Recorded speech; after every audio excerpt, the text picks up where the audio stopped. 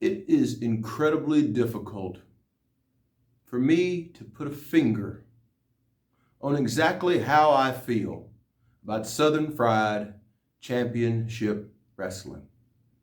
It gives me great confusion and consternation every time I set my mind to decide exactly how I feel about SFCW.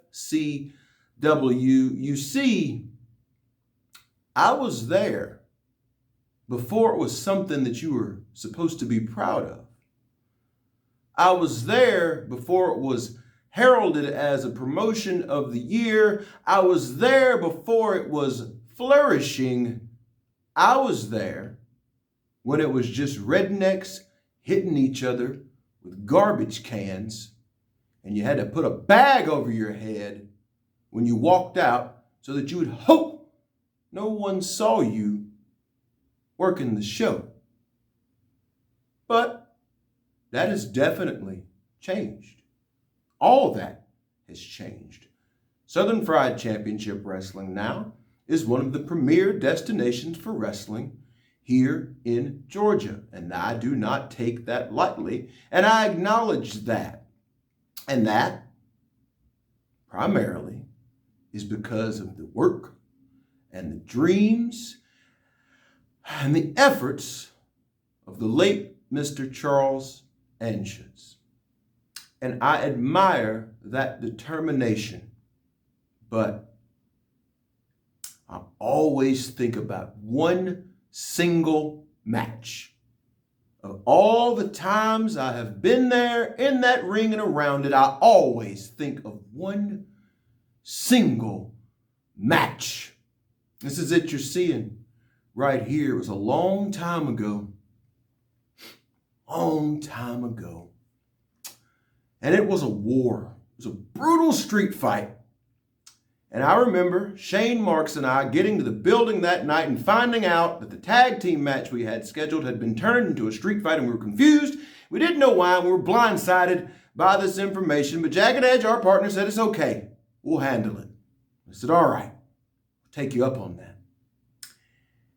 Shane, Jagged Edge, went out to wrestle AJ Steele and Vordell Walker, and they did have an absolute war, absolute melee all around the building. It was the stuff of legend. And no, I'm not still sore that we did not come out victorious. That happens from time to time. And I'm not still sore from the knot I had on my head after AJ Steele took my own shoe off, punched me right in the forehead. After I got a forearm from Vordell Walker, and after AJ Steele ran my own pockets, pulled out my lighter, and tried to set me on fire. I'm not still sore about that. What I am sore about is at the end of that night, packing up to leave, in defeat, I'm battered and bruised, burned. I hear Charles Anschutz saying, "My goodness, those four men out there really gave it all. What an incredible match." And I said, 1, 2, 3, 4. There were 5 men out there that night, and I didn't have any confusion about who he was not counting among them. And I knew in that moment, Matthew Hankins did not matter. And at that moment, I said, never again. Never again will I be put aside. Never again will the great Matthew Hankins be treated like a damn also-ran. And from that moment on, I made it my business to plant my flag. I made it my business to surround myself with people who I mattered to. It wasn't long after that. It was no longer Shane Marks and the Jagged Edge. It was Shane Marks and Brian Blaze, because I knew I mattered to them. And since that day, we've been mattering a whole lot everywhere we went.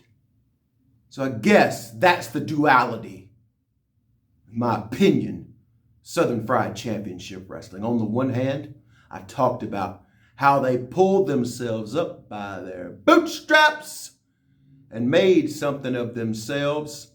And quite frankly, they gave me the boot in my patoot that I needed to matter. But I also can't forget the blatant disrespect. And I know you're not supposed to speak ill of the dead, so I won't. But I will say this: how wonderful it will be October the 16th to walk out of there with the tag team titles around the waist of men that matter to me. And how wonderful will it be for me to look up to the heavens and say, I earned the crown you tried to purchase. Rest in power, but I'm the king. Proud of the glory, stare down the shame, duality of the Southern thing.